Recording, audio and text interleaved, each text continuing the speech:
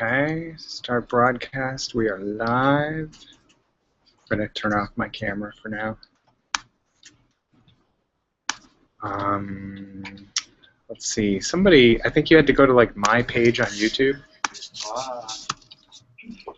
YouTube user me. All right, let's see here.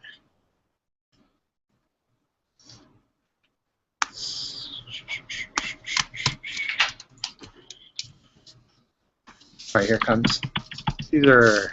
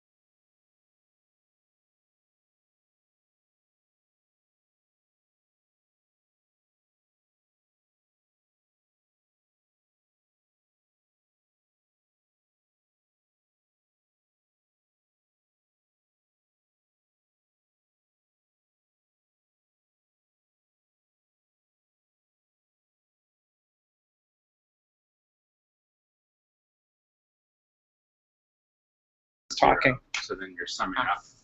Yeah, so you want to make a statement. This is going to give you like a huge number of rows. So just so everybody knows, we're driving a stream to the folks who are working remotely currently through my laptop, and so there's a mic on, so you are live to the internet. And you can also make video. Somebody's up there at the top talking. You mean pointing the camera from my phone at it? Well, it'd probably be better for the person at the laptop that's driving the screen to share their screen.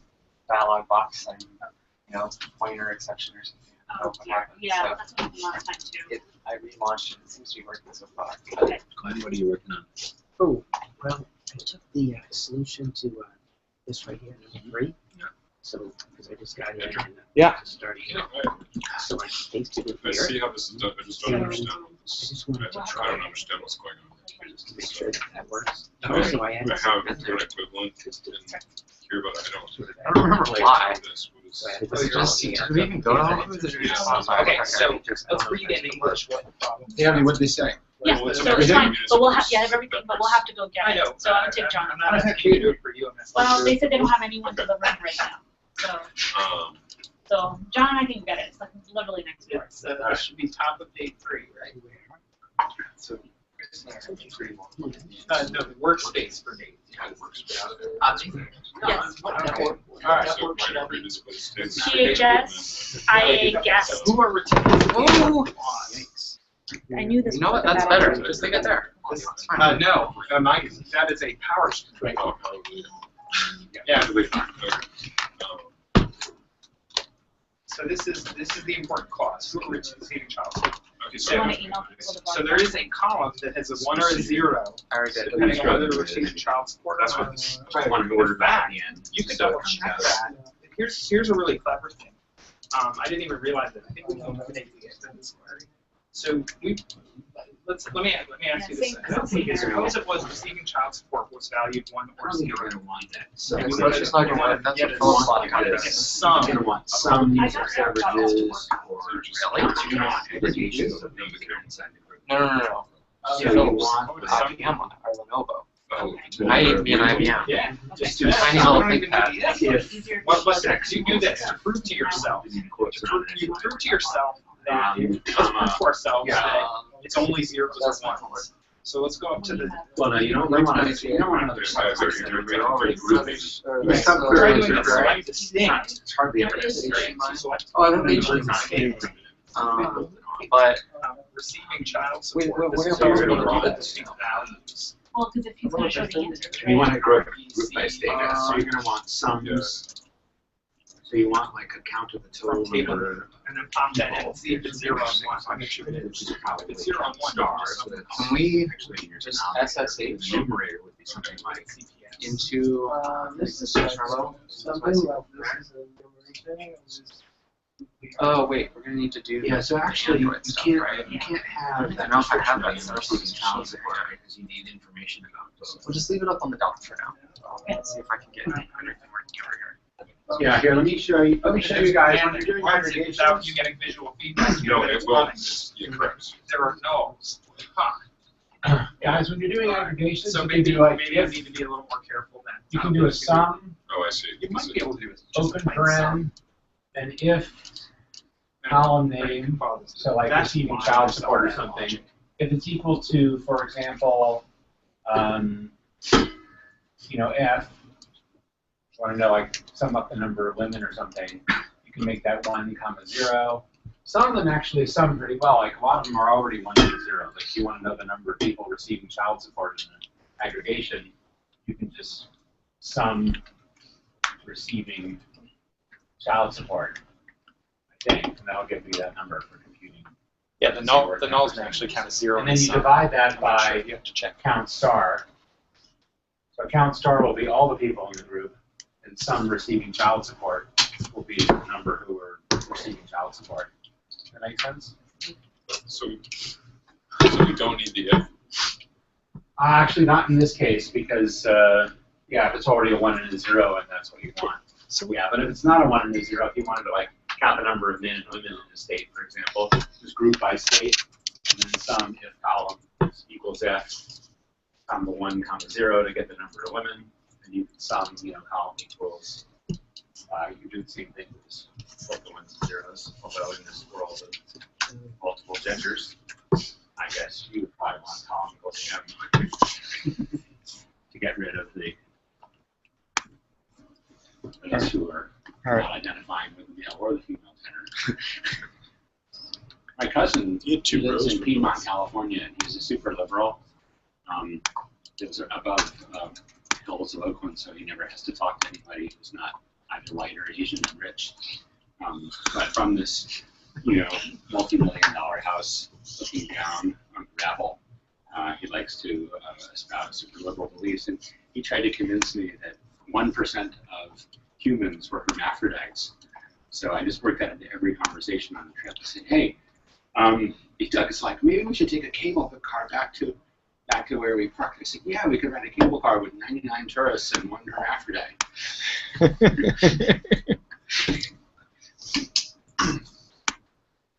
That's the frontier. Now that like the gay rights thing is sort of over. Number 6, and I guess For what hermaphrodite rights. getting held up is, so they gave us a clue that this will give you What? the number of people that meet that criteria. And I assume that they Yeah, use it's it. like 1 in 10,000 according to Wikipedia. Divide that by 2, and then you round that. Have some sort of.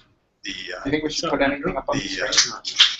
On the video. I mean, people can go to that on their own, So right? my meeting agent messaged me. Oh yeah, no. Some wage income. We work at least. Yes, you're doing stuff. So I I can help on the show. Oh, okay. Distinct receiving So state I'm just sort of getting started here. So that should So be I one wanted and to- nothing. So you're saying. So how would I say It's this? dividing what This- purpose. so What is it that you want? so when you I do want the you to print one and nothing for each state. you count For each it state, will running. I want to output say. this. So when you do it without annual wages, it will Receiving give test you one, just 90. I So don't that's know. the number of people. What I don't understand is Sure. there's queries here. So what I'm trying to do No, the is, first one, this is my current based. I know this so I was. think it goes So, down okay, to so in but English, what I want to we're do doing is I want to just divide get a that by report 2, and then receiving child support. have limit. You mean As the in, possible like, values of it? two What are the possible probable values of Just give me from? the Yeah. So, yeah, Does that what make this sense? will, this, I think you have to just say from table name, and then I think you should be able to run it. Yeah, so this is from table name. Where this, on that, right? Well, try running it without all the extra conditions. I mean, what is, Right, and you get 99. But you need Oh, the yeah. median. just, if you just want to see for each state, what are the possible values of receiving Oh, you have 2 jobs? where clauses Wage. Is that what you Use want? that Versus and residence. instead of right. So you just need one I've got growth where, return. Exactly. In Right, so bar, the problem where, is that, fruit bar. Oh, okay. Right. Yeah, so you're selecting Alright. 2 things right now? Yeah. Let me go back to Syntax. my Yeah. What's going on? Skip the round stuff. Oh, you're looking at how people do the median? Yeah. So I'm trying to how imagine. do you- okay, wait, Yeah. so that's a different. You might Yeah. just divide. I don't know if you So this is what If you do this code right select here. state- No, Oh, because you're state, selecting yeah, I annual think wages. and what I want to do is just I think you Just might need make to do a sure. group by that, state. or like, let's say that's Yeah.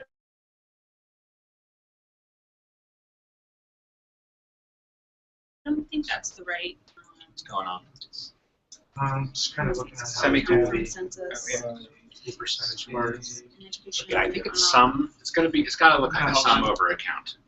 Pretty sure. That's the total number of people Okay. I don't remember this. But that's the, yeah, that's the total number of people, and you want to find the So median. that's it. I'm sorry, these are new questions, so I haven't had practice. Yeah, sure. Okay, go back. Yeah, I don't think that's right. Let's think about Find the that. median wage from I think you have to, you can do a select. So you just want to take their wages and get the median, you Yeah. want to take their Well, is that wages for men or and get women? the middle, get the middle value. Yeah, I think the I'm problem assuming is the you language for can't, to divide you by think has to happen at the people. beginning. What are you dividing by? Well, sorry, I think you can do a total select count give me state, but not a Arizona, select something so from a total distinct count something Delaware. else. 45. Yep, and then Try I would to do do limit it. You 45. could try to Couple send, more. you still Yeah. want Yeah. to Yeah. put it after. 50-50 Yes, has to I be think by that should default. work, but you want This to now know gets that, distinct right? pairs, Yeah. right? Yep. So I this think that applies to should- or- everything. Or Tiffany, you That should be, don't Yeah. go to Try that. Delaware.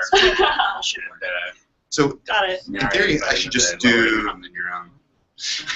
Good to know. So you have the total count, so you want to select. I will not marry you want Delaware. this to be a part of your, Well, don't live in Delaware. It doesn't matter where you You get just married. wanna Well, that's Depends true. on where you live. I think you don't need to Okay, rewrite I that. won't be This is moving to true. Delaware. So Okay. is this You just want an your list of intermediate people or is this who on the where way this to the is answer? true. Yeah. So I don't know. I understood the answer. Doing I sub-select got from to it. there. Yeah. Then So hearing your if I want to do, and I was like, oh, that's null. Although doesn't Delaware Means I like have to do this not function right here using just that to yield a something cap. like one that? word zero. Yeah. Or just So one why do you need to to- this would give me a distinct.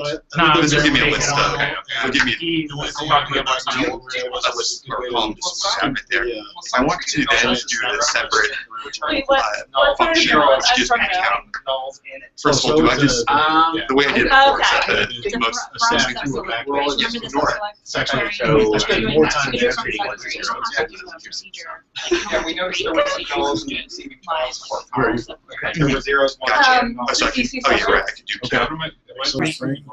Good problem you I'm work. not- What are you trying My to get? grandma do the Uh, formula in there, percentage right? or Total count. But, German phone? I don't know if you. you're receiving child Can you, support. I gotta go do then, my. Can you yeah, finish yeah, up yeah, with yeah. that? So you want He's doing again, this sum the number of receiving child support. Basically, Just trying go to find around the median value Let of me see where you- wages. So I know for it's the right there, criteria. but. Okay. Yeah. Sure. Yeah. It should be like a sub. Medians are fine, yeah. And then dividing. Yeah. So he's at the point where he's Yeah, like so I dividing don't- two and trying to get. I don't know that you can do it all in one query. I haven't seen You're it. going to get. I haven't looked at our solutions, but people do you understand the, like, so for median, right? Yeah, Like, so get rid of receiving. what was your child support strategy? also. So my strategy is to get, the total count is, so what I'll do is get total count, which would be 90 in this case, Okay. divide that by 2, Right. and then I feel like I wish I could set a variable Where's Caesar? where that would give you Caesar, 45, Michael Stonebreaker is gonna come at 1. that Do you variable. mind I'm going going after here him? for this. Are you available that long? It was nice last week. An hour. Also go before. Or you could also go before, like It's an 12:30 on the dot. That would be better. Census CPS. At least Gotcha. four. Okay. I mean, All right. you could actually go So- faster. Actually gives me Yeah. I'm glad. Yeah. And then substitute it in a second query. So, yeah. No, You would set a variable then in that case. Well, it's kind of a yeah, median you're query. query Yeah. directly in my SQL. You said, Yeah. But yeah, like, I mean, you're asking for you might need to something select way to try to Right. Okay. just to see if it's fast. Oh, you know what, I think that's But right. I think it's like So, it's not like which right? there might be you got a strategy. Gotcha. So in this case, so in real life, the join technique would So make which more one do you sense, want but to see? for the purpose, I guess MySQL picks the null should I one. go for the join technique or? Yeah, so if I do select the string like saving But challenge, you're in the meeting now anyway? from census, Yeah. okay. What is your Group by state, I'll call them right now. comma, you Group by- where's your, because you you have have then I everything get in to the the actual. I guess. Yeah, so initially I had 2 separate ones. Yeah. And, So saying, everything, remember, everything in If you're doing a group by, So everything total you select count first has to be something you grouped by or Yeah. an aggregate. I should go look at our solutions. Otherwise, it's an error in Oracle, or it's sort of MySQL is basically being unpredictable result in Yeah. MySQL. They just don't want to give you an error. They don't want to make you feel bad. Do you remember if we came up with a, like an all-in-one query way to do the median, or did we have just sequential? There are all-in-one. If you limit it to state, you can get. I think we have a solution which we can show you shortly, where it'll run fine if you just do one state, and it does a complete. Okay. It doesn't. Like all-in-one. It doesn't order n squared. Yeah. I don't know. That's what I was Query. thinking. I was thinking in real systems, you probably just do the sequential, you get the count first, and Yeah, then yeah. do the second query. Yeah. But I would make sure you understand that one first, and then if you've got time, you can look at the join, Yeah, just- join solution. Yeah. Which is the end Just script. Google it and you'll see it. I mean, but we've also done it for you. okay. John, are you presenting to the Philip, screen? Michael There. Stonebreaker's coming about 1. Oh, good. Not So we're currently, gonna have Caesar but I go think first, I 'cause will he has be. a meeting at 2:30. So we're on the Caesar right now. Should we have that one join the video chat? No, Okay. because it's horrible. Oh. It crashes. All right, But I think I can scale its HDMI connection actually. John. Let's Because I think we want the screen. let's put the solutions up. I think we've milked this census data set. You want like the solutions Document. Yeah, just put the solutions document up and let's run through it. Because we have to move on to a glorious discussion of this PL SQL program that Don Morgan wrote.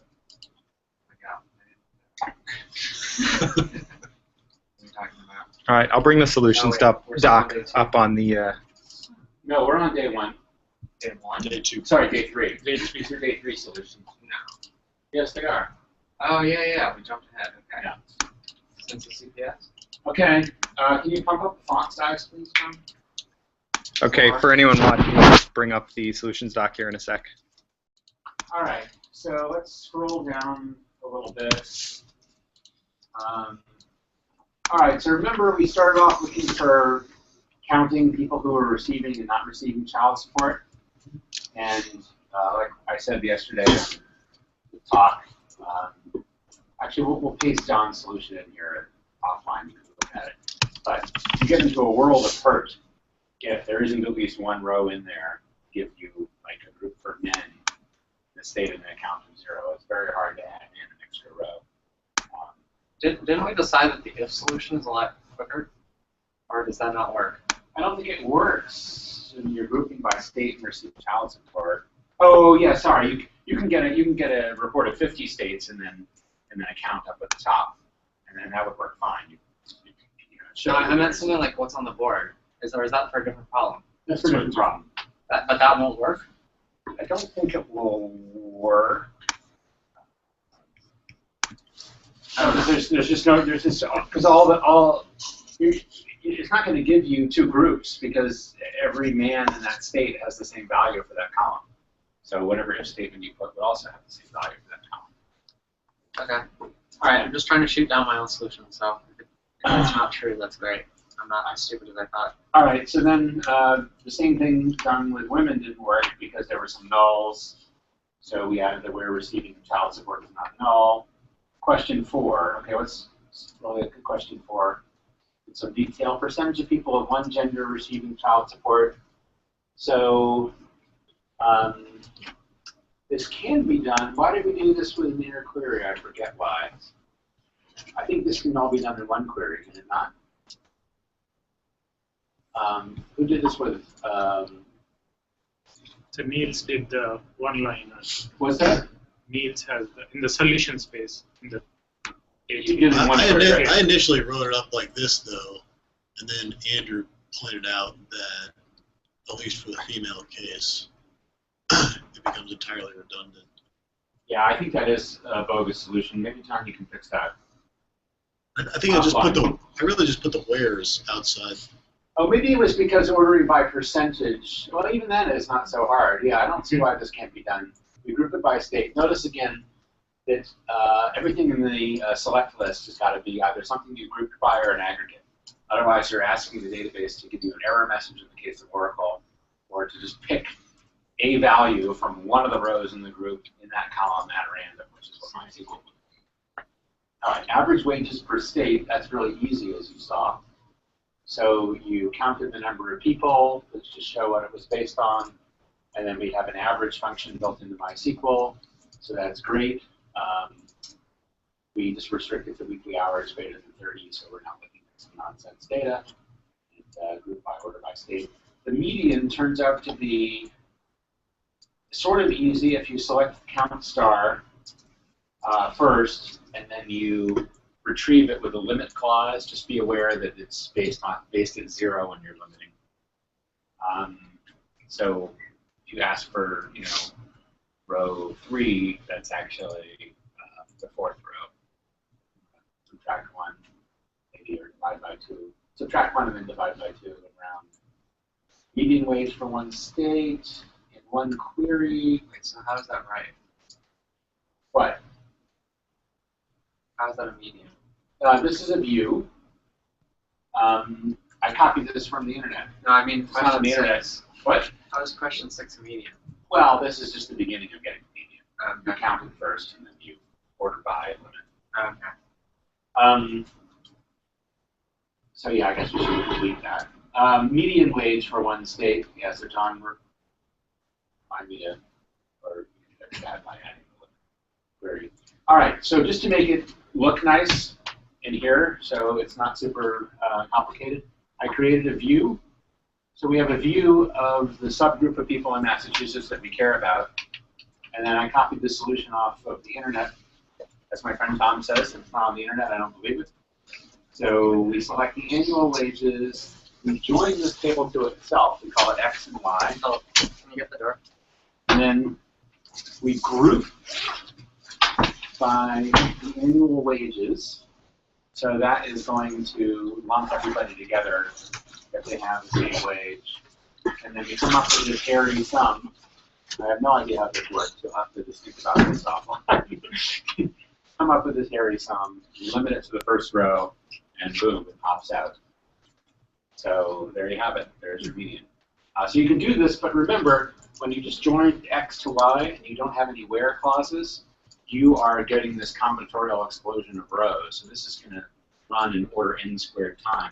It happens to work because we're just using the 50th of the data set.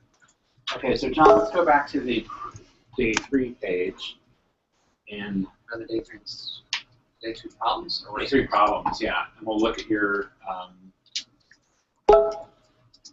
we will look at your Scroll down, please. Your procedure.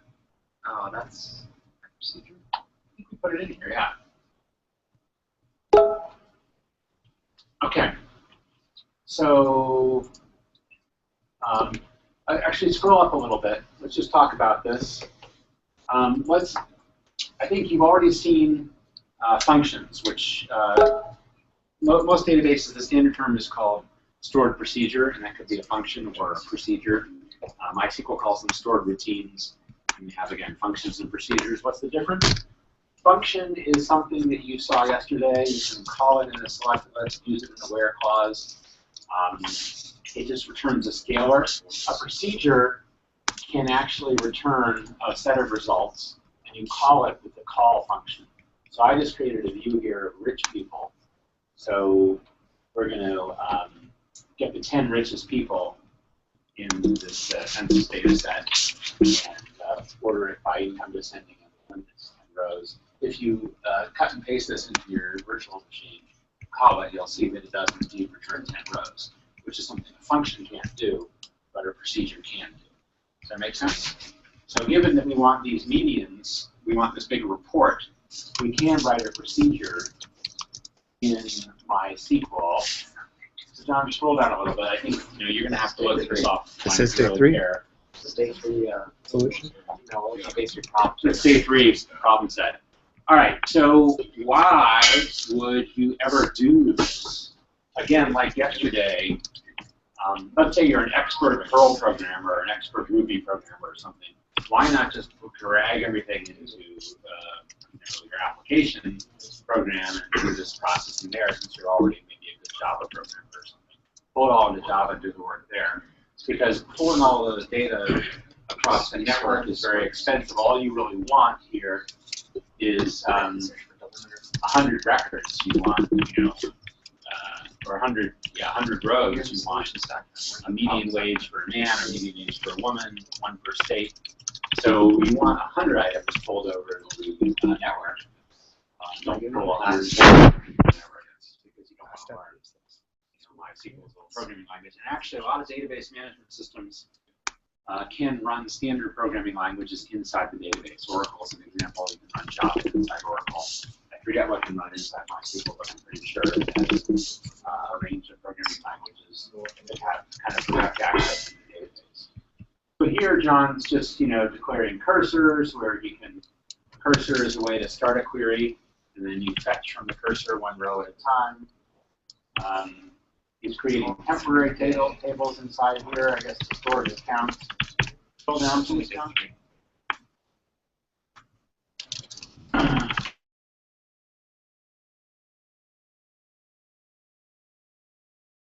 Median, he's inserting into this median wages table. And then when it's done, he just selects from the median wage table orders by state and sex. So boom, he writes this big procedure and it spits out what he wants. And nothing extra with copy. All right, can we scroll down, John? Let's see what's next. All right, let's go bounce back down to the day 2 problems, please. I'm going to give a quick.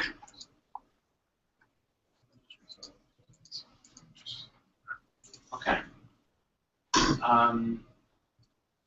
Yeah, this is some stuff that we skipped over. We're going to talk about declarative programming, what's different about the relational database management system compared to older ones. And then we'll look under the hood of Oracle. So this will be like a 20-minute talk. All right, John, scroll down, please, page. Okay, declarative programming.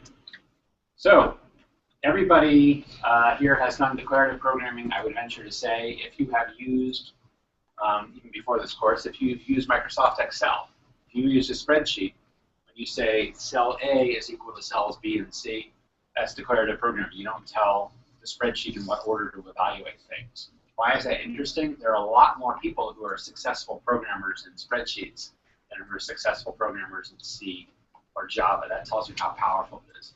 If you are a C or a Java programmer and you've ever written, say, something to sort, here's a declarative language called Haskell and you want to write quick sort, it's 1, 2, 3, 4 lines. You say the quick sort of the empty list is the empty list. The quick sort of a list, you just pick one value, and you say it's going to be quick sort of everything that's less than that value, concatenated to the value, concatenated to the quick sort of everything greater than the value. You're done. So can you have a bug in this 4-line program? Yes, but it's probably a lot less likely than if you have having a bug in the 100 lines or 200 line sort of program. All right, so that's why declarative is great. That's why one reason why SQL has been great. Why the relational database management system, especially now that there's, we're not spelling hierarchical. John, fix that. Spelling master. Yes. John is very clever. We learned a lot in engineering school. It's like people ask me, Philip, you know, what was it like being an MIT undergraduate? You know, did you actually learn anything other than science and math? And I said, yes. You know, it was great. I said, before I came to MIT, my vocabulary was small. Now it is big. So, anyway, so John learned to spell in his engineering undergraduate. All right.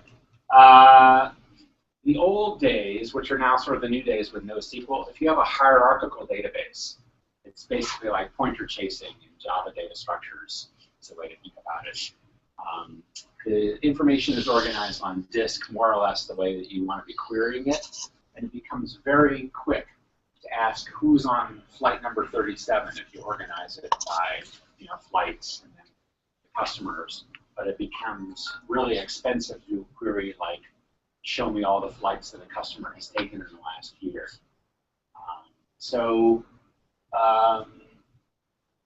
It actually is slower to have a relational database management system, but the queries are more flexible, and you don't have these huge cliffs between some queries that run almost instantly and some that take forever.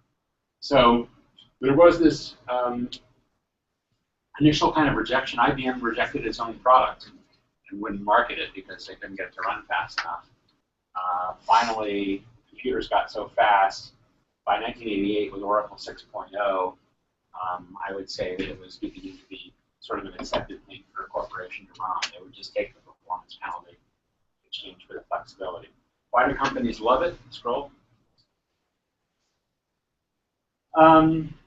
This is a little bit of a recap. The integrity constraints are critical. You're much less likely to find that you're silently accumulating nonsense information.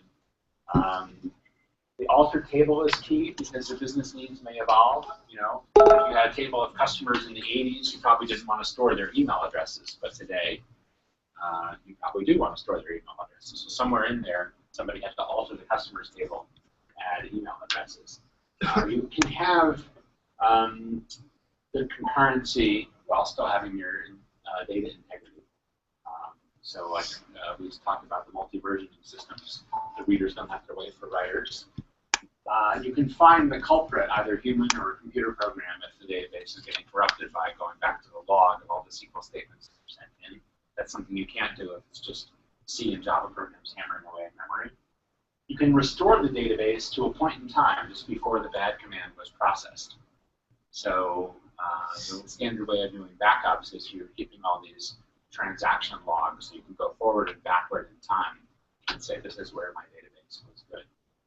The declarative code could be working for decades, even if the tables underneath have been altered a bunch of times.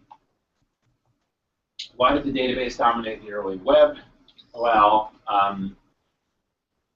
web applications are fundamentally multi-user applications where you have concurrent updates. You know, people on Amazon submitting reader reviews, people trying to buy things, and you know, if there's only 3 products left, you have 100 orders. You know, you have to pick 3 winners.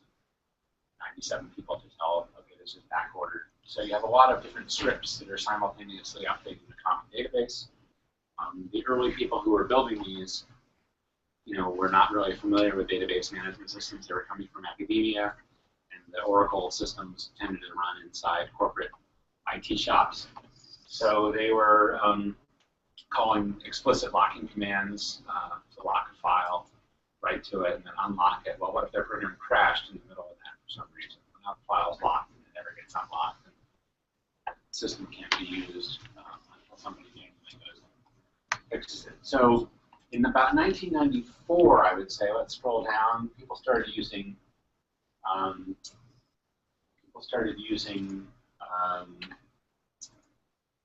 Oracle behind websites. One of them was the Boston Children's Hospital clinical database here, actually. So that's where I learned SQL. A friend of mine asked me to build a web interface to the Oracle system at Children's for medical data.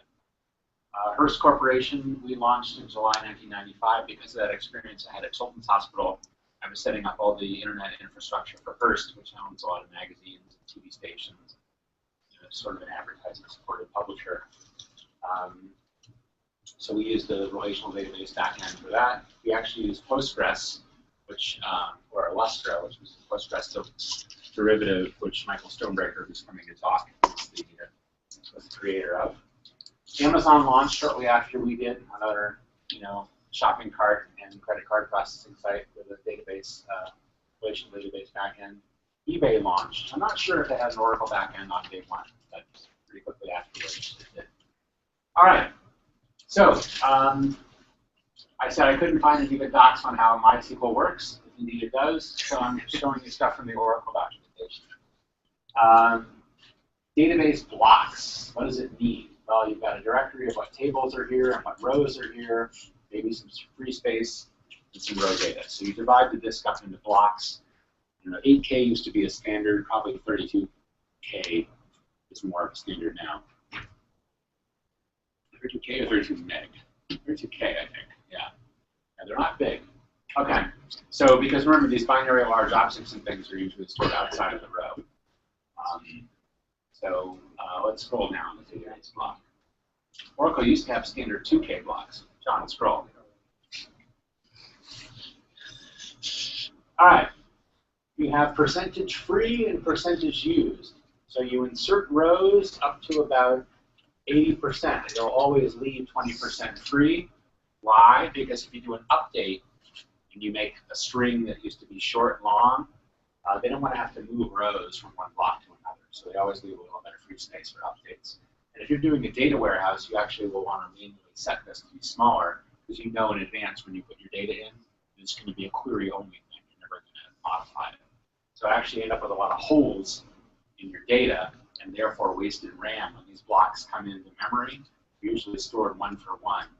So a hole here of unused space will be wasted RAM, which is kind of expensive. So this %free parameter should be tweaked. But for general transaction processing where things change, Oracle gives you a reasonable default. So updates, look at Oracle. They have a spelling error too in their docs. Updates to existing row use a free space reserved in the block. No new rows can be inserted until the amount of used space is 39% or less. So if it goes above, it doesn't become available for new rows. Until there's quite a bit of free space in there. All right. Next page, please. What does an index look like? Keep scrolling until we see the index. All right, so this is a tree-based data structure. This says, hey, you're looking for something that starts with M. Well, it's probably bigger than L. You remember your kindergarten. So go over here. Well, M is less than N, so go over here, and now you can find Mark. Okay, so one big difference is a real standard computer science data structure. You'd always go back up the tree.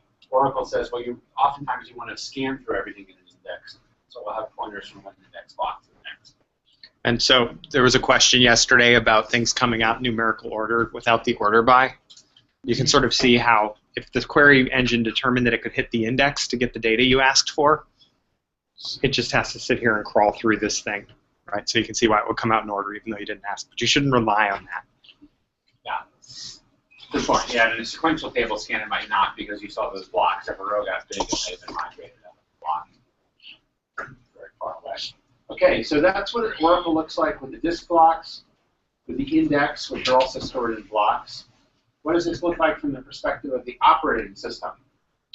All right, so it's many processes in a multi-processing system. So guys, if you're sitting there with your laptop and you go to Windows, what is that, Performance Monitor or something?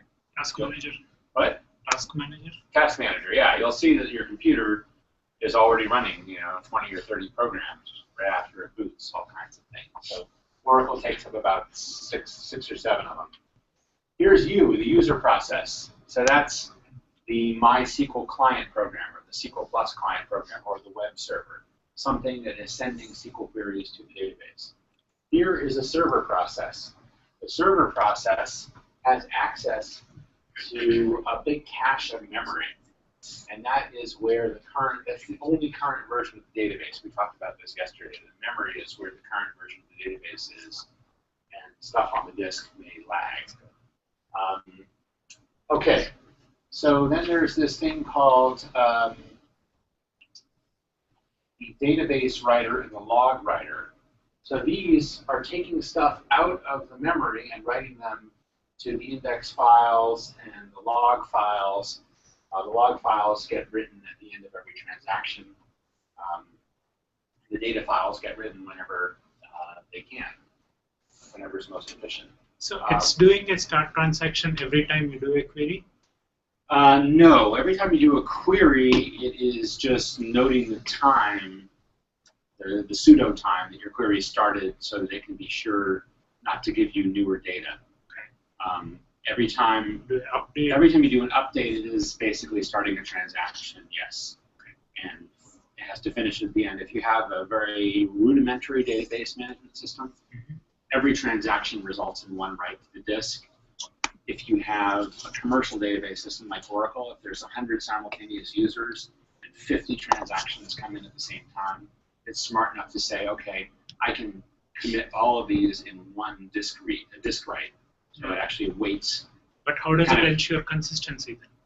If two people are updating the same? If two people are updating the same thing, yeah, it will just do them one at a time. If you say I have to read from the database, do some processing, and then write a new value based on the old value, then it'll cause the other process to block while that's happening. But generally, if you're updating, you're just sending in an update with a new value. You're not depending on some old value from the database. So it's really unclear who's going to win. If there's 20 simultaneous processes, each just saying, update this row to have a value of x1 through x20, you really can't say who's going to win that one. But again, why would you have that architecture? So in banks, if you really get into this, you can see like they have, you can tell it, I need this to be serializable. So you can say, I need to read the stuff from the database, depend on that value not changing, and I'm going to do my update. And if you do that, then you're blocking other people from updates. So if and if somebody else tries to update it during that time, I think it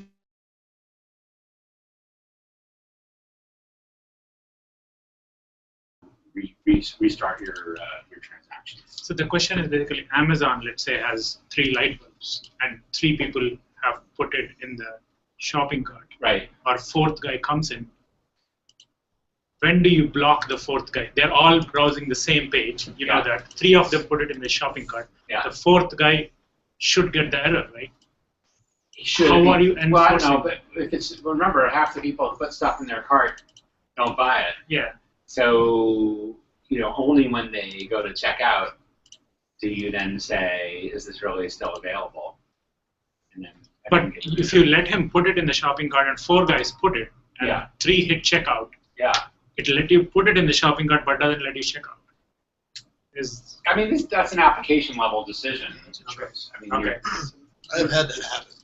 Yeah, that's okay. Yeah. All right, let's slow down a little bit. Oh, actually, so John, these C programs may fail, so there's these monitor processes, Emon and Simon, that basically watch for dead things and restart them. Okay, let's have a look.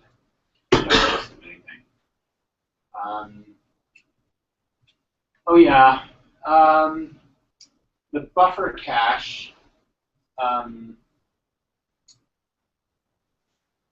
it could be most of the memory in a server. If you have a server with, say, 768 gig of RAM, which I looked it up just the other day, that's as much as I could find for a standard 2U server. You might have 500 gigabytes of buffer, because if that server's job is running the database, you want it to have as much RAM as possible just to hold the data. Because going out to a hard drive is super slow. Going out to an SSD, I guess, is still substantially slower than going to RAM. So in a perfect world, you could actually stop there and just take locks, have the server processes cooperate with a certain amount of locking for some kinds of transactions, like for these serializable ones. But in a world that's not perfect, you need to go right into disks because there might be programmer error or database server failure. So the log writer is writing out to the log files, as I said. If you have a snapshot of the data files from 1990 and you have all the logs since then, you can just keep rolling forward and get to your current database state. Next, database writer, writes the updated locks from memory to the hard drives. This checkpoint process, that is keeping track by the system change number, these pseudo times, how up to date the data files are. And when they create a checkpoint, I think that's when they sort of sync up all these data files and say, okay, here is a snapshot from a certain amount of time. The archiver will copy the redo logs off to a separate disk so that you don't have just one copy of durability. Like I said, PMON and SMON watch the other processes clean up after the crashes. And there's this RICO thing, which is a background process involved in distributed database configuration. So you can actually have a system where you have, a database in New York and a database in San Francisco, and your application can say, I want this transaction. I don't want it committed until it's actually updated on both systems. So you can actually have your application clean that. If it can't reach San Francisco, it'll fail until you try again. Leave both databases modified. Okay, so what happens during a transaction? Let's scroll down so this is up at the top. This is from the Oracle docs.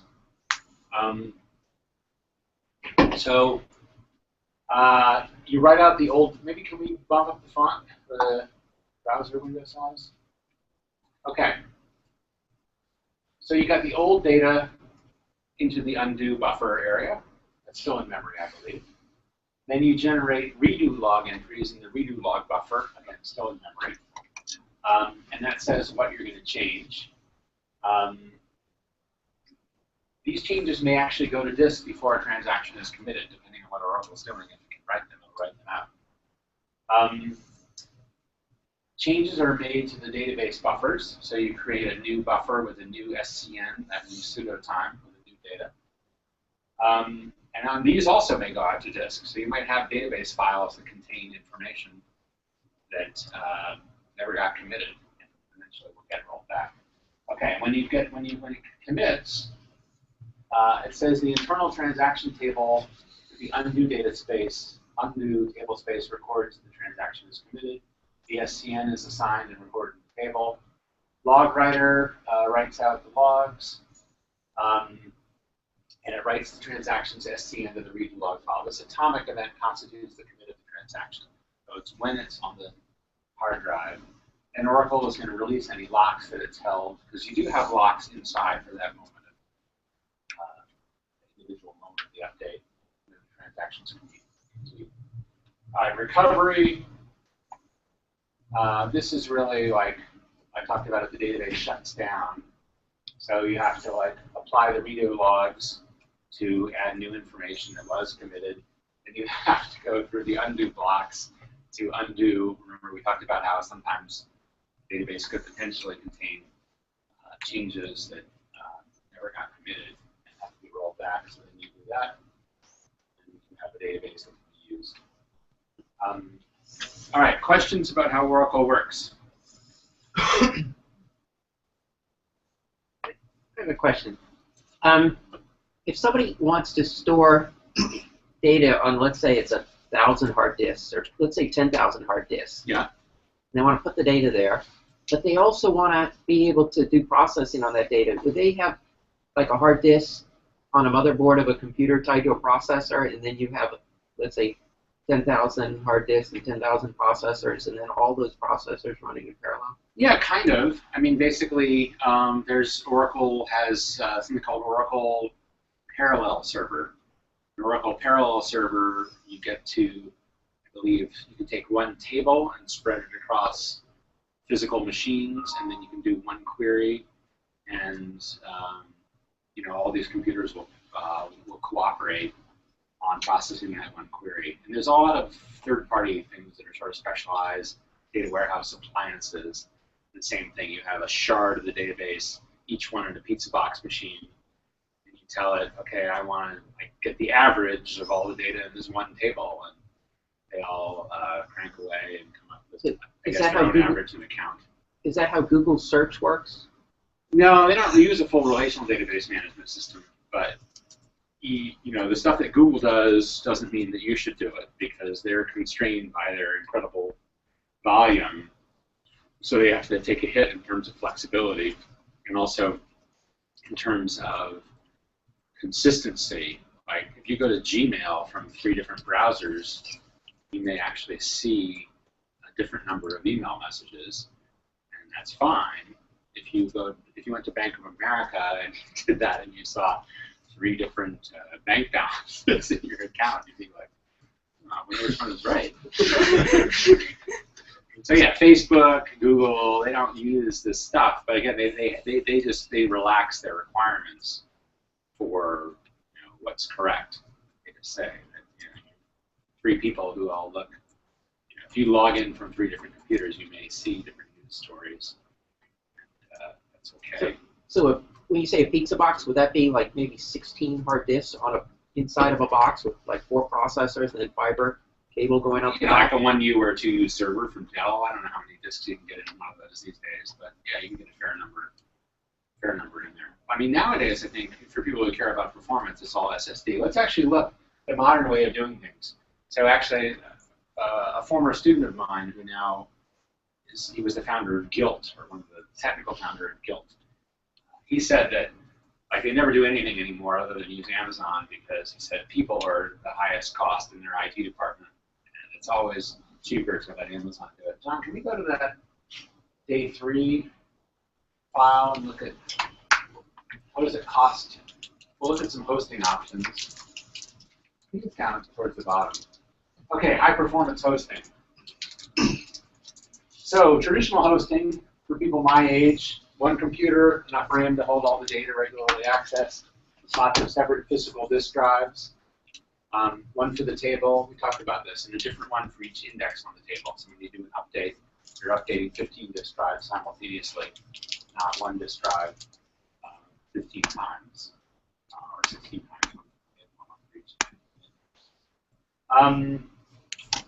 So the downside of this system really is if you want to move to a bigger computer, you have to export all your data somehow and then load it into the new server, and then you're up and running. There's pretty simple ways to export and import in Oracle, but they could take, you know, a day or 2. So if you want to move files, that gets more complicated than logs. I mean, you can make it work, but you have to be pretty clever. Traditional hosting is for people your age, which would be a computer, RAM, an SSD storage for the entire database and logs, and then maybe you're going to have a magnetic disk for storage backups. So you can get a 1 terabyte SSD for $440 on Newegg. So that actually would work for some pretty good sized databases. Virtual hosting is what you're doing now. People have these virtual machines, which has a disk, which is really a file on the underlying computer. The downside is that it's slow. The upside is it's easy to move to a bigger computer. How slow is it? VMware said that they lost 20% compared to native hardware when they tuned everything perfectly. I think 50% performance hit is probably more likely in the real world. And a friend of mine got essentially a factor of 1,000 performance hit, at least, because his e-commerce site, he paid for a rack space server with 32 gig of RAM, and his experts configured the VM to use no more than 16 gig of RAM. So he had a lot of stuff that was going to a hard drive, a mechanical hard drive, that it would have been in RAM if it just run native with no configuration, no special configuration. It would have worked fine. And I told him, you're only running one thing on this computer that you pay for. So that made the e-commerce site just run infinitely faster.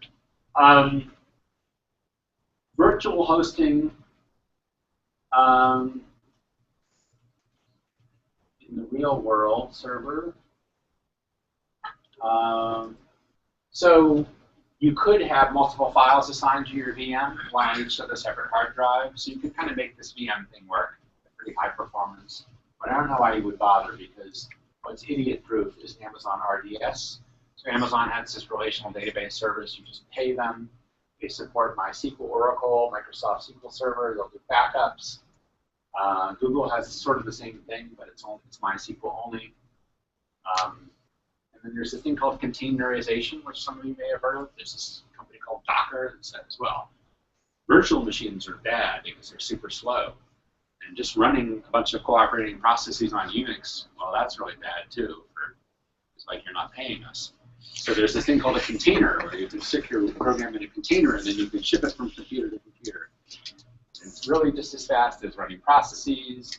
But I don't know. I did a quick Google search, and I found that in the real world, when people set this up, they take a 50% performance hit by putting MySQL in a container. So you should ask yourself, am I going to be smarter than everybody else out there? Do things perfectly? Probably not. How much does Amazon RDS cost? I tried to price this out. Let's say I have 100,000 active users, and I put all of the digital images that they upload to the community database. We end up with a 60 terabyte database, which is pretty huge. Amazon will charge us 10 cents per gigabyte per month, so I'm going to pay $6,000 a month. And we're going to get another $1,000 a month for the server. They'll sell us a virtual server with 244 gig of RAM for pretty minimal dollars, $1,000 a month, fully maintained. If you move the images into the standard storage on Amazon S3, which is backed up, it's only 3 cents per month. So most stuff that's sort of photo or video heavy, it's going to cost you at least triple to keep information in a relational database. So that's why I usually see metadata in the database. And you see these big files like photos out there. You do run the risk. You can't enforce a transaction really across this, so you might have to have a cleanup process. In case you ever deleted a user and your program had a bug and stopped running, or there was some kind of power outage in the data center, you've deleted the user, but you've left behind all these photos in Amazon S3, for which you now have there's no purpose to having those, because nobody could ever get to them. So you'd end up having to write some cleanup process to look through all your photos on S3 and see which ones were associated with the user. But that might be better. Now you're going to pay $1,000 a month, and you can have Oracle instead of Amazon's Aurora, which is a MySQL clone. So you're going to pay all.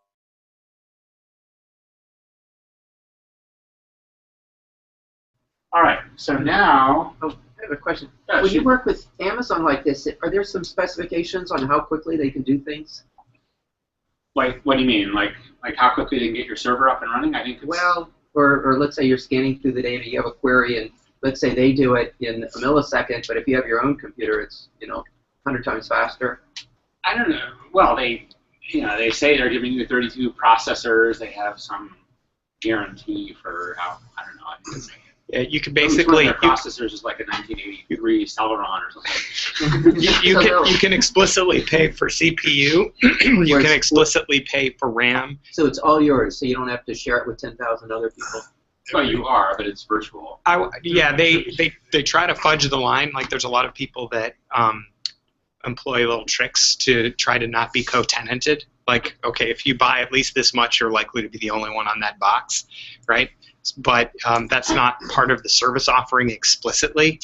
right? The service offering isn't you can have a box. It's we'll guarantee you get this many CPUs, this much RAM, this much IOPS, this much disk I/O, right? They're trying to commoditize it to the point where you don't care where the box boundaries are. Yeah. In the real world, that stuff does matter, and the sort of practitioners of the art know how to get the most out of it. The hardest part is logging in. It took John and I, what, like an hour or two This was years ago. after we bought our Amazon EC2 instance to play around, and then we couldn't log in. You have to have all these certificates on your computer, and there's only one. That's not necessarily true anymore, I don't think. Okay. The mileage may vary. We couldn't figure out how to log in. But once we logged in, it worked. All right, so now we have Caesar here. Caesar, how are you going to how are we going to present? You were the one from whom I learned that I could just throw this out my car window, right? And you know, Wimpy Point would. Maybe should we take a bathroom break? Yeah. And then Caesar will talk, and then lunch will come in. And then at 1 o'clock, supposedly Michael Stonebreaker shows up, who is the total guy. But don't praise SQL too much, because he came up with what he says, and there are some people who agree with him, is a way better query language for the initial ingress. I think it was called Quell. And when you compete with IBM for establishing a standard business data processing world, things don't usually go your way. So basically, IBM said, "Oh, SQL's a good language," and he said, "You know, these Berkeley guys said Quell's a good language," in the spin-off company Ingress, and IBM won. Oracle went so far; they actually got hold of a copy of IBM's SQL manual. They Xeroxed it and put a new cover page on that said Oracle database, and that was what they delivered to customers. So because Oracle copied IBM for that reason, Larry Ellison just said, well, you know, IBM's going to be successful, so we'll just copy them, whatever they're doing. So because Oracle and IBM were pushing SQL, this Quell thing, so don't tell them, like, you're so happy with this language that he invented. It's the opposite. All right, cool. Yeah, bathroom break, and then Caesar's going to talk to us about big data. What does that look like in the internet world? Caesar's an expert on some internet marketing, and like how much data do we get when we're looking at user clicks on the internet. Don't eat too much. Tiffany, lunch is coming. You just ordered enough food for at least 20 people from Whole Paycheck.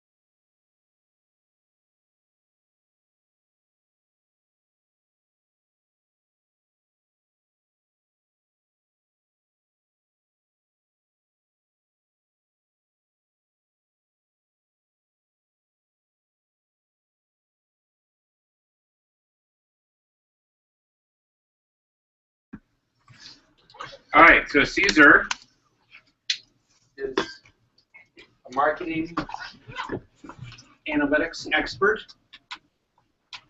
an MBA, a Harvard man. Don't put any of those things, hold any of those things against him. I prefer recovering. And we worked together for 15 years now, I think. Yeah, I guess. More. Be, Oh my God, more. 16 in September. Yeah. All right. So Caesar's going to talk to you about, really this is a question of, do you need to abandon the relational database management system when you're processing what people call big data? Cool. Hi. So it's not every day you get to open for Michael Stonebreaker, so that's actually of course you won't have any knowledge of what happened here before, which is probably just as well. So yeah, we got two things I want to cover today. One is to give you an example of a real-world business decision that people have to make all the time, and sort of walk you through the characteristics of that decision and how that translates into a data model and some queries, and just to wrap your head around it in the context of what we've been doing in this class. And then the second objective is actually then to explore what are the sort of size and data complexity implications of that class of problem, so that you can get a sense for how this actually then rolls up into some of the more technical decisions about which kind of tools you may want to apply to the problem, right? I think what's useful about that ultimately is that a lot of what people believe in the world today is very driven by vendors and vendor hype and everything. And so they'll say, my tool can do anything, therefore you should use it, as opposed to starting from the nature of the problem itself and actually thinking about up from that and thinking about where that might go as the basis for making your decision. So I think that going from the specific to the general is actually a pretty important principle to apply here. And so hopefully this talk will give you an example of how that rolls out. All right, so let me give you an example of a business decision that we're trying to make, right? People talk about optimizing digital advertising. What the hell does optimizing actually mean? So in the plainest English I could think of, you're an advertiser, a big company that's placing digital ads out there, and you want to make decisions about from which ads should you pull money and to which ads should you pull money.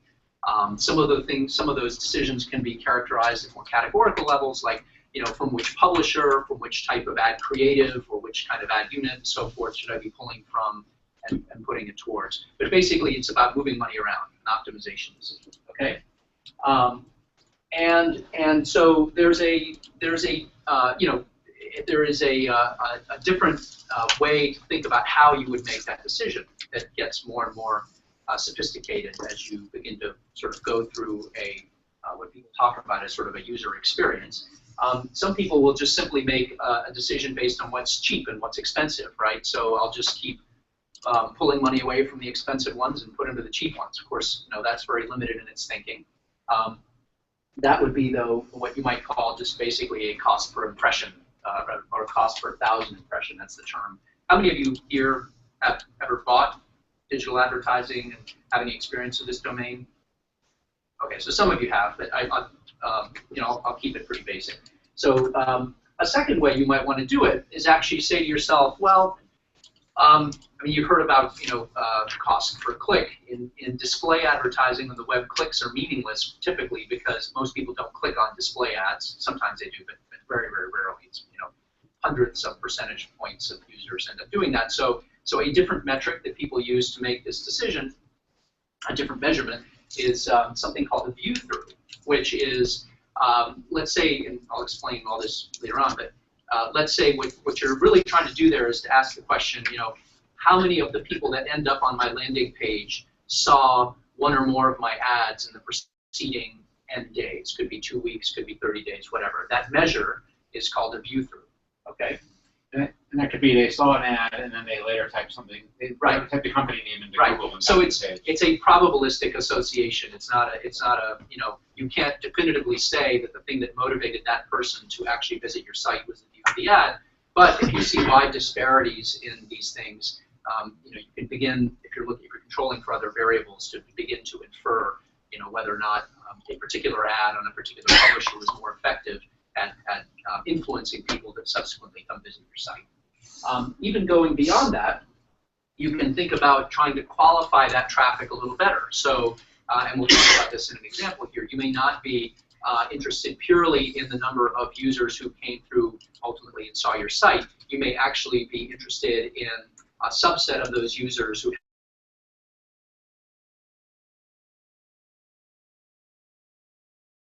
come to your site. And then finally, also, you might even drive that all the way down to essentially, do these people ultimately buy something, or in the example that we'll cite here, it's a different action. But people refer to that as a CPA, or a cost per acquisition. Good so far? So how are you tracking that probabilistic behavior? So precisely what we'll cover here, actually, about about how you do that. So this is all very current, right? So here's something that literally appeared, in yesterday's Social Media Daily, talking about how Facebook is actually rolling out a new metric that gives its advertisers a sense of whether or not the ads that they are running on Facebook actually are effective at actually converting people at some level, conversion to some other action that they're taking. So this is all very current in the world of display advertising. Anything you want to say? Thanks. Fire away.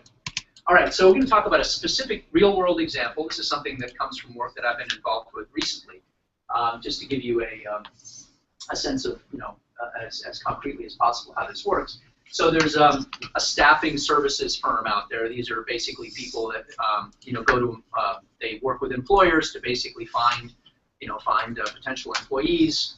They post a lot of they'll take a job posting and syndicate it through some services out to a whole bunch of different job boards.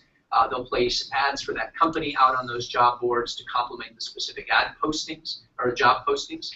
To basically try to generate people applying for those jobs. And obviously what you want to do is move from a world where you're just generating a volume of applications and move to a world where you're actually generating a volume of qualified people to do that, right? So so basically, today the way they actually do this, and this is how we'll sort of begin to construct the query today, but they literally historically had been working on a cost per view of their landing page to evaluate their advertising, and we'll explain how it was that we actually began to move toward a more qualified version of that. Okay. So concretely, this is actually what it looks like, right? So let's say that you're this, small company X, and you go to this staffing services firm and say, I want to hire realtors in this case, right? And so they will work with you to get a selection of job postings written up and prepare a company ad, and then they'll go through an intermediary service. There are other companies out there. I can give you a name, for example. There's a company called Broadbean in the UK that is a specialized kind of ad serving firm through which staffing services firms like the company I was working with would actually then place an ad on that what effectively is an ad server, and that ad would then be placed out in a network of publishers that they support that happen to be employment related. One of those publishers is Monster, and one of the places that the company ad ends up on is here on Monster's homepage. Now, so to begin to get a sense for what kind of data is collected to help you evaluate the effectiveness of this ad. How many of you have ever used the WASP tool? I'm sure some of you have some experience with that, right? To see what is actually on the page and so forth, right? So I've used WASP, and I sort of figured out kind of where the code that referred to this item was, and went in there and basically found that it is calling. There is a script when this page is when this item is served on this page. There's a script that is invoked by the ad server. You can just click on that, and it will highlight the script automatically. Well, actually, when the page loads, yeah, you just hit the WASP tool, and it tells you what is actually part of the HTML in this case. That if you were to click, it happens in two stages. One is when the page loads, this script is invoked and already actually is collecting stuff. Yeah, but how do you get the script for this versus the script for that? Oh, in WASP, Well, it highlights these elements as you like step through on each of these line items, so you can see what is being referred to in this case, right? I didn't. You can also put your mouse over it and do a right-click inspect element, and as long as the web page doesn't intercept right-click, you'll be able to get to it that way. You can turn that off. Right. So you can isolate down to even like individual buttons on this thing with the WASP tool and tell you which script is associated with that particular element. So anyway, so this is useful because then I didn't do it in this case, but this would allow you to then go check out this file and actually go and basically read the script itself and see what it is that it's actually collecting as it goes. But take my word for it that this is actually the script that then will collect a bunch of information that we as advertisers will be interested in knowing about the users and the particular occasion of this visit. Okay. All right. So for example, things that script would collect would include things about the ad itself, like which particular unit it was, meaning was it a banner, was it a side item in this case. It might also collect information about the creative associated with that. Was it a blue one? Was it a red one? Did it say we're great or we're the best, or things like that. So people might actually have different variants of the creative that they're interested in knowing about. A little bit about where it appeared, right? So you have that ability to cut things by. You'll know kind of what section of that site, which publisher it may have been, because the ad server, may be putting that out in multiple different publishers, and even the individual ad network, because sometimes these things go through multiple hops to get to a publisher, and so they get farmed out, across different networks to do that. You'll also, via a cookie, you'll be able to figure out whether or not this is somebody that you recognize from having visited other pages. You may know a little bit about the device, mobile or otherwise. The campaign would be a marketer-defined variable that would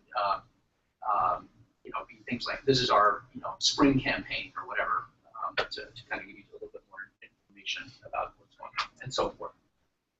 So those are the kinds of information that generates. So this is highly simplified, and sort of there's a bunch of stuff that we don't talk about here, but some crucial pieces of what you would want to actually then have in your data structure would be, you want to know, you want to have an ads table, an ads cost table, and ultimately a landing page view table.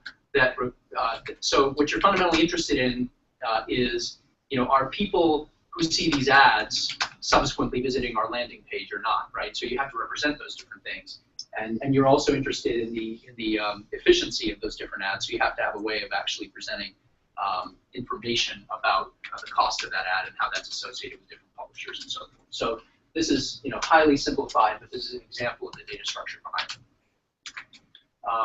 Okay, so. Huge thanks to Philip for helping me sort this out last night. But basically, ultimately the question you're asking yourself is, and in this case we've simplified it to be a cost per qualified view, where the landing page is assumed to be a confirmation page for.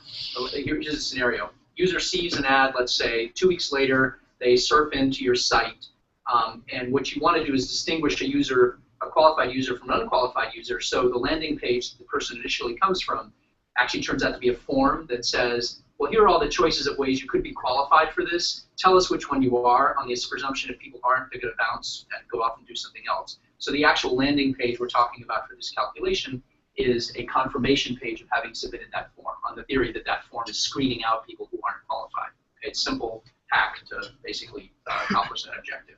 Okay, so what we want to do is we want to ask load up the impressions table, right? And then for each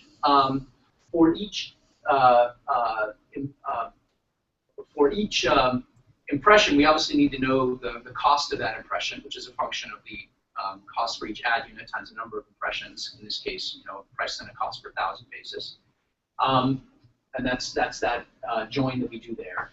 And then we also then need to connect those impressions to the views of the qualified landing page, right? So with a left outer join, what you're basically getting is, for all of the ads that were viewed, and the count of impressions for each ad,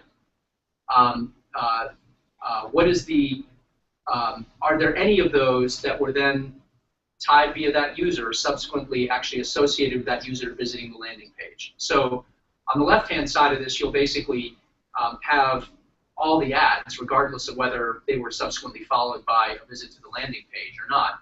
And on the right-hand side, you'll have the views of the landing page. And then you'll be able to basically say, okay, which of these ads were associated with any follow-up traffic? And if they were, how many times did that user actually come back to the site? Because there are scenarios where, somebody might actually come back multiple times before they actually take an action.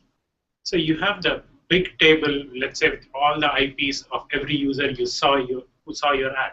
Some identifier, yes, some user ID, right? Yeah. Yes. So and then you come to the right, and there is the IPs, the users who have visited your page. So this is the big one, right? That's correct. That's the correct. left one is huge. Yes, because there's many people who seen see your the ads, yes. but don't necessarily then come and actually visit the site. In fact, just to give you a practical number on this, if a click-through rate on a digital ad might be literally hundredths of 1%, something like that. Mm-hmm. A view-through rate might be 10x that, might be 0.1 or 0.15. It's still pretty small. And, it's in particular in mass campaigns. Mm-hmm. But there's an order of magnitude more data there to give you a sense of whether the ads are working. So if I hire Google to show one of my ads, then are they going to be providing me this type of information about impressions? I mean, how do I run my scripts on the end-user computer?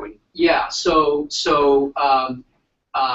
basically, if you buy ads through Google, Google, through its double-click for advertisers, provides you a reporting interface. And Google will give you a tracking pixel or a script that you can put on your own site, and they can then basically do this reporting for you, where they will say, oh, because our ad server actually knows which ads are served to this user, and we also, by you putting that tracking pixel on your site, we know whether that person came to your site. We can give you a view-through rate for the different ads. And is that DoubleClick that does that? That's all tracking the major ad servers do that, basically. So Atlas, which is now owned by Facebook, Microsoft just sold it to Facebook not too long ago, and Google are the two major ones, DoubleClick and Atlas. And there's many others, but basically, yeah. But you don't get the raw data, right? They'll just say no, you won't get that. You won't get that raw data, typically because in this case they're using what's called a third-party cookie, and they basically own that data. There is a trend in the industry, and I'll take this offline and be happy to talk about this afterwards, toward using what's called first-party cookies, where essentially this is to basically get around the fact that third-party cookie deletion on browsers is much higher than first-party cookie deletion. So there's a way to sort of spoof the system by associating the cookies with the advertiser itself, with the person who ultimately owns that site. So you can actually do this tracking, even though it's a service behind the scenes that's doing this for you. So, but that's let me save that for a different category. But this is basically, so what you're trying to do is all the impressions, the views, figure out the relationship between them, and then actually roll that up by publisher, potentially also by the creative or some other measure to figure out whether at a thematic level there's one publisher who's more effective than another, or some other creative type that's doing that. So, did I miss anything here? Anybody have any specific questions about the logic behind this? I think the only thing that you guys haven't seen yet, I think we're going to do a problem on this after, but is the roll-up. So you group by publisher ID and ad ID, and therefore you'll get, the sum of the cost divided by, how many qualified users you finally got. So you'll get that number for every publisher, for every unique ad ID, basically. But with roll-up, you'll also get the same calculation performed for each publisher, and then you'll finally get a grand total at the bottom. So roll-up sticks in some extra synthetic rows where at the publisher level and then the final level. So you'll see that. It's good for doing stats, quarterly reports, and stuff. The canonical example is, I don't know, you have quarters and then you roll up and you get the years. Let's go on to the next slide. I think Yeah. This is where it really gets interesting. I got, and the takeaway from that is that you're essentially scanning one table. Everything else gets an index. So you have an order in problem where you basically just have to scan every row in the impressions table and then do some little index joins off to some other tables, which aren't that expensive.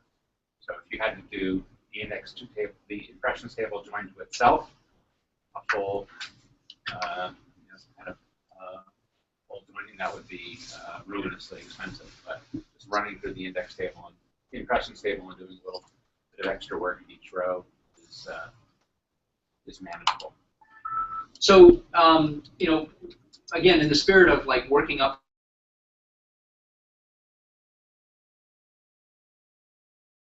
in this whole process, now that you've understood logically what you're looking for, is give me a sense of the volumes that are associated with this challenge, right? Now, remember as we do this that we're looking at this from the perspective of a single advertiser, and that the intermediary here that it may be providing reporting to this advertiser may have many such advertisers for whom they're doing this, but they have a choice ultimately about isolating those different things and still being able to use a relational approach to solving that problem. And we'll come back to that in a moment. But let me give you a sense for the numbers here, right? So in this case, and these are round numbers, obviously somewhat fudged for the purposes of public discussion, but this is an advertiser, this staffing services firm, that basically uses 3 different media, right? They use the job boards that they place these ads out onto. They will buy paid search from Google and Bing and people like that to place ads, and then they'll also, in addition to the job postings, the version that what you saw a moment ago, which is the company ad that appears not just on job boards, but it could appear in a paper, it could appear Dallas Morning News, whatever, right? Where company X is in your area today recruiting, whatever, great list of work. So they have to give you a sense how we get to this. They have budgets, so let's say they're spending $5 million a year to advertise on a job board, $3 million on search, and $2 million on display, so a total of $10 million in digital advertising. And we have the prices associated with these things. So the display-like things, which are the board, the postings, and the display ads here, are priced at $3 per 1,000 impressions for the job board and say $2 for the display. And then you've got a cost per click based advertising on search engines. Let's say that's $5 a click. Obviously, depending on the job, that can vary widely depending on the value of the position. And from those things, you can actually figure out then, so how many impressions per year are we paying for, right? So in the case of the job board, it's about 1.7 billion per year impressions. There's your billion row database. Impress your friends, right? And total, we're talking about, what is this, about 3.2, that's right. Yeah, about 3 billion, roughly about 3 billion impressions per year that, are in that big table that we have to scan, right? Now, each of these impressions, remember that script that's fired when that ad is served, right? There are 15 different pieces on average, let's say, 15 different pieces of information that we'll want to gather at that point about what's actually going on, right? Again, the user, the campaign, the time of day, the ad unit itself, a whole bunch of stuff like that that you want to basically be able to collect. And each of these parameters has some average number of characters, and we can convert that into the number of bytes involved, and to be able to get a sort of a file size in bytes per event, and then basically calculate obviously the the size in gigabytes, right? So all told, 400 gig, right? Yeah. So all told, this is about a 400 gig file. Now, obviously, there's a lot of pre-processing, that has to be done to like pull these parameters out of these, but I'm leaving that aside for the purposes of what's actually in the relational database. For the purposes of analysis, you're looking at about a 400 gigabyte data set over the course of the year, right? So that's one interesting thing. And then what you learned earlier is because we thought it up from the ground up, you actually begin to get a sense for the range of questions that you might want to ask of this data, right? So you can begin to think about, whether or not the range of questions you have requires, a certain degree of flexibility, from the tool to actually be able to answer those questions. And in this case, with these, we gave you one example, which is just looking at the ad cost for each. But there's 15 different parameters. You're going to want to cut this information a variety of different ways, and so that begins to drive you down the path of saying, well, I'm going to need something that begins to look like SQL in front of this to be able to do this kind of reporting. Anyway, so this then, so the question that you then take out of this is to say, okay, I understand the nature of what it is I want to know. I understand the volumes associated with that. Is this still something that I can practically do with a relational database management system, right? So I have a question. So if you have a hard disk, then the access time is like 10 milliseconds or so, but with an SSD, isn't it like 100 or 1,000 times faster or something like that? You're asking the MBA? You're asking the MBA. If I were to answer that question, and then you would be humiliated forever in front of all your friends if you had to ask an MBA that question. So to save face for you, I'm going to defer to my more qualified peers. Okay. Well, thank you. Thank you. It's thoughtful that way. So, what fits into RAM? Why are you talking about hard drives? Okay, so you go to RAM, but also you've got to be able to copy to your hard disk, and also you've got graphics cards that have like 10,000 processors. Can that help you in any way? No, I mean, in theory it could, I guess, but does anybody? The atomicity problem becomes really hard with parallel processes. Okay. So, Xeon server has 18 cores in it. Okay. And it can run 2 threads per core, so it's 36 cores, but Oracle will still run on one at a time, right?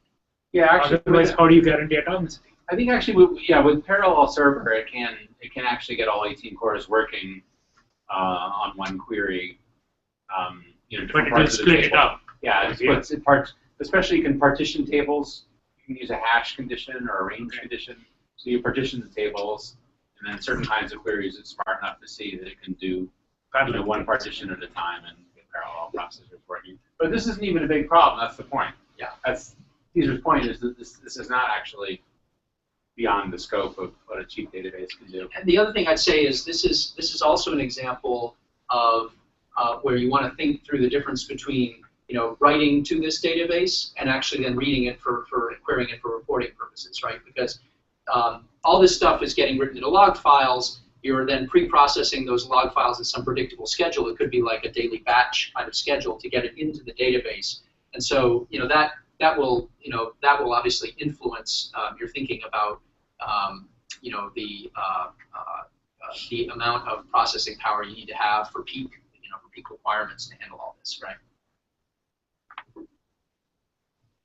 Okay, so a couple of resources, right? So one is, can you do it in Oracle, right? Here's one source that explains how that would be feasible, and then but then flip that around and then look at it from the perspective of the intermediary, right? So we looked at it from the perspective of one advertiser with just their own data, right? So how would the intermediary who collects this information, in this case, this example with Zynga, the game firm, how do they slurp out information from many users? They actually use a different architecture to do this. I'll talk about that in a minute. But basically, you can begin to get a sense that the relevant range for a relational approach is still pretty high. Actually, we're still, we were talking about a 3 billion row data set,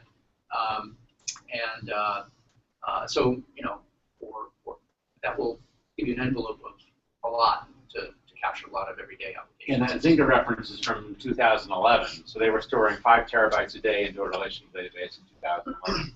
Are there any more slides, John, or is? I have just a couple of quick slides to actually just to show you where this kind of analysis goes, and you can begin to imagine the sort of complexity that emerges from it. So we gave you a really simple example, which is to evaluate your one channel, your digital advertising, just on a cost per qualified view, right? But the envelope, the edge of the envelope of this kind of analysis today is something that's called attribution analysis. And in attribution analysis, you're not just trying to say, which ads seem to be more able on their own to sort of influence subsequent user visits. You're actually looking for the interaction effects across different types of advertisements, right? So you're looking, for example, at the effect of certain display ads on search that then actually leads to visits. Or you may even want to go further and ask, okay, should I, let's say that I use email, I use social media, I use, let's say I'm doing paid Facebook ads, for example. I'm advertising on the New York Times, I'm buying search from Google, etc. Which of those different things should I be pulling from and then moving money towards? And what you want to do there is to make sure that you aren't just actually crediting each of those based on their quote last click, meaning oh, this came from Google, therefore I value it at X. You actually want to make sure that you're fully understanding the interaction effects across all those different ads, because a display ad, or for that matter a television ad, they actually do a great job of motivating people to go search on Google for your firm and then actually come to you, and it may do a terrible job of actually getting people to remember to come to xyz.com to find you, right? You need to be able to sort of figure those things out. And there's a combination of sort of top-down statistical modeling to do that, with bottom-up actually direct attribution of clicks that actually people make that that help you tie those things together. So we can skip to the next one. I won't. Yeah, we basically just covered this. So yeah. So So that's what I got.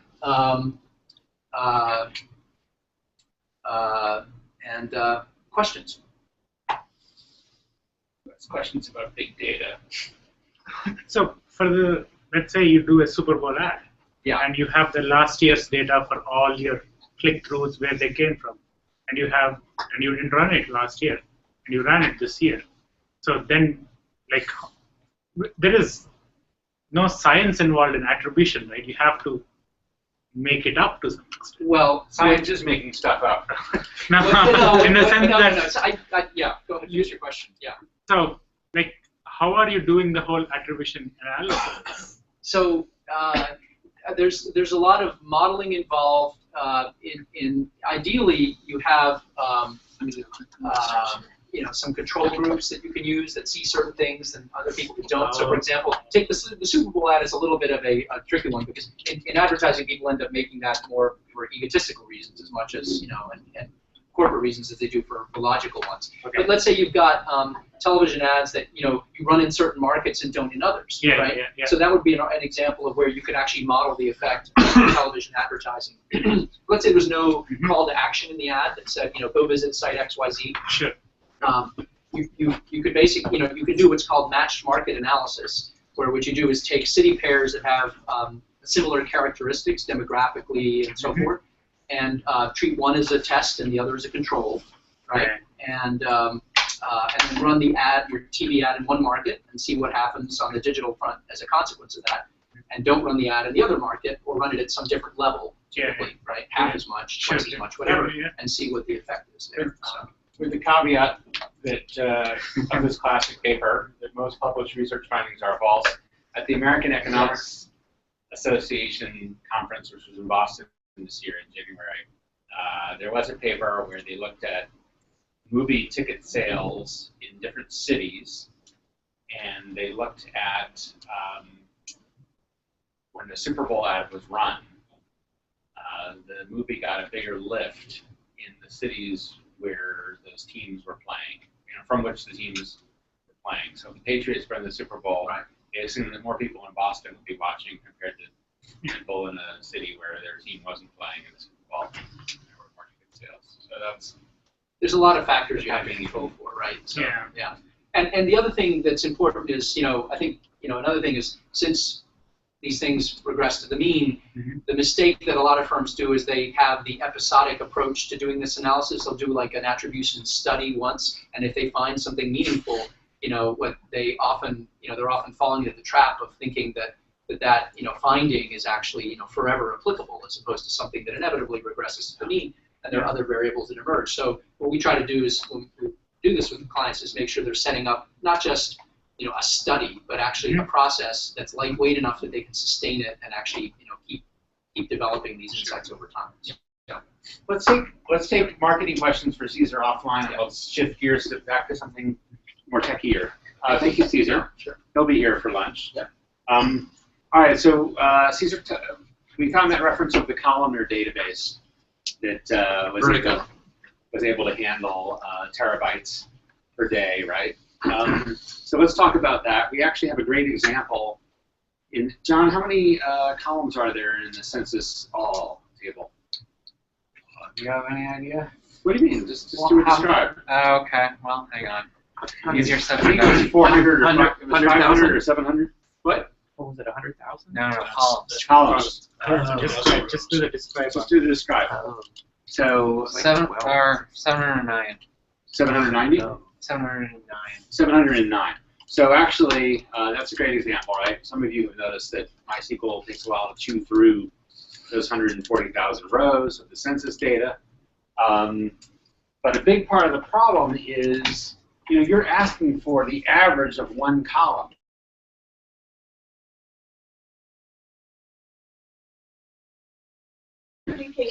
Awesome. Do you have your fingerless glove so that I can touch my iPhone? Standard issue now. San Francisco homeless. Doing pretty well. You're sure? No. All right. I got you fruits and vegetables, so don't complain that you're not eating healthy food here in this database class. People won't complain they are eating healthy food. Yeah, Andrew got you Diet Coke. Yeah, that didn't come from whole paycheck, did it? No, I got it. Okay. Okay. Yeah. I'll take care of it. CBST helps by selling you Diet Coke. I got yours. All right. So basically, columnar databases do sort of the obvious thing. They store one column at a time, and that way you have these big stack tables. You get a whole bunch of information. You only use information from one or two columns. It's just going to be, approximately 700 times faster to scan a column in a columnar database. If all you care is like average income for everything, you can do that in 1/700 IO in a columnar database compared to a row database. So rows are still, important for transaction processing, and they're still the standard for that. Stonebreaker, I think, is going to talk a little bit more about that. A lot of these other super fast NoSQL databases and stuff, they also kind of relax some of the transaction guarantees. That's another issue. If you have a huge number of updates, do you have to treat each one completely durable? So at the last time Michael came here, he talked about, I forget if he talked about, but what if you have a database for military action? So you have every soldier, every tank, every airplane, you want to know where are they? So that's a huge number of updates. Well, what if you lose one? Does it matter? No. 5 seconds later, you're going to get another position update from that same source. So you shouldn't be slowing down your processing to give each update. Or Uber, right? Uber's a great example. You open the app and you see where all these Uber drivers are the one that's coming to see you. What if they lost an update? Well, who cares? Because you're going to get another one very shortly. So it may not be appropriate to treat every update of an Uber driver's position with the same love and care and processing power and disk write that you would treat an update to a bank account, or people would get upset if it got lost. All right, well, it's time to dig in. I guess we should open the blinds too, eh?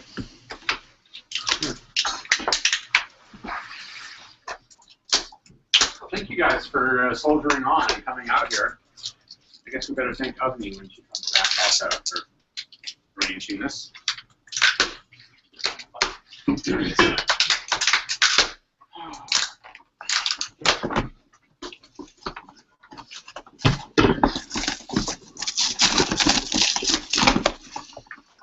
Guys, this is thoroughly wrapped.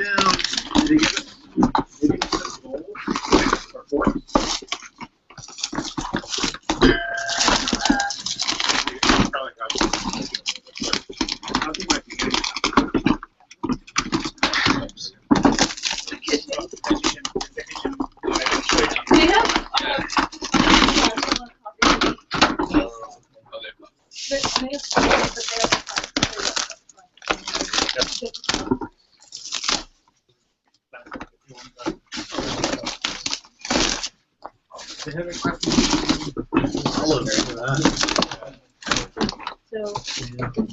hope there's like, there may be one computer Come on, leakage. but I think one of the hummus plates, maybe I took hummus plates with all the Mike, you throw this? Did you ever wonder if God didn't want you to eat animals, why did he make them out of meat? Again,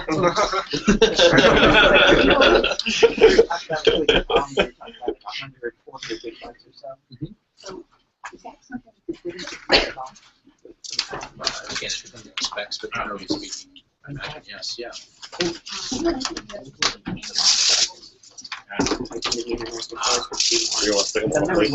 What's up? You'll find, I mean, it's a generic term that refers to, you know, sort of thin rackable servers, right? So, you know. I did go to Amazon just to get an idea. Yeah. So what was Just type in pizza box and see what. Yeah. No, yeah. See what comes back. Okay. Okay. The grape leaves. Yeah. Okay. Yeah. Pizza box server. Yeah. Interesting. Form factor. There you go. I mean, you can start with that. So you get a sense of what associated questions you can ask. Okay. And you'll see basically they're all just rackable. I mean, the term refers to rackable servers. Yeah. So this is an example of something that we do actually. Yeah. Right here. And, you know, they make them in all sort of. So this is a down of a server. Bladder explosion. So Yeah, it's just like turkey, avocado. So you guys see your restroom for the men, it's like straight out, the hallway on the left, it'll be on your left-hand side. The code is 24.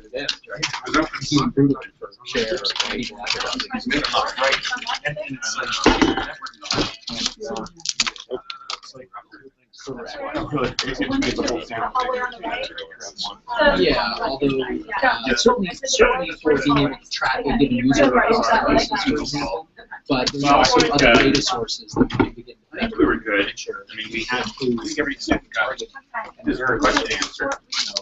the right users for No, that was only to the bathroom. whether in the place that this user is coming from is actually in the organized so I should serve them this part that or something like that, right? Well, that's an example of Water is in the kitchen, so down the hall. I mean, there's all the way to this is an incredible Top of the news, just like in the Wedding Crashers. sophisticated environment because literally, like, there's $1 trillion spent on advertising. You live in It's all sort of shifting over to these channels now. Oh, So that's, oh, really? Really quick. How do you? Sure. Yeah. Did this answer your question? I mean, if you wanted to buy these yourself, You've never done it. I know you want to, right? And then just go, I mean, as a practical matter, I never am cloud service. Now, here's another thing. I started just looking at different amounts of data. I looked at 3 amounts, and then I calculated the hard disk cost, the SSD cost for each. Yeah. And then also the Amazon Yeah. storage cost per month. I could add more columns. Yeah. Just to get and I understand that the data Dinner tonight. I'm fine.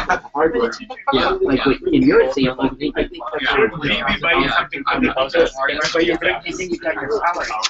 And so it's better to go to Amazon. Most people would have just said, for me to say I'm going to buy $20,000 worth of hardware and then get Well, that's why somebody to cloud maintain it, taking and over. that costs me $200,000 a year. Exactly. Exactly. To watch It wasn't it. like, Well, for the bigger data, I think, like, Then they have for what's called example, private when clouds. an exabyte, for example, they've got $100 million per month. Like the hard disk costs Yeah, I don't know. I suspect there's volume pricing. You wouldn't end up paying $100 million.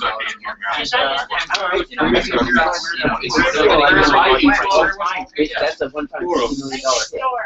If I buy my hard disk. You know, at those scales, it's all about like deal. I thought there were. You can't just sort of extrapolate. Right. But I think that's sort of price. So things that work, you know, they'll flatten out. we do like remote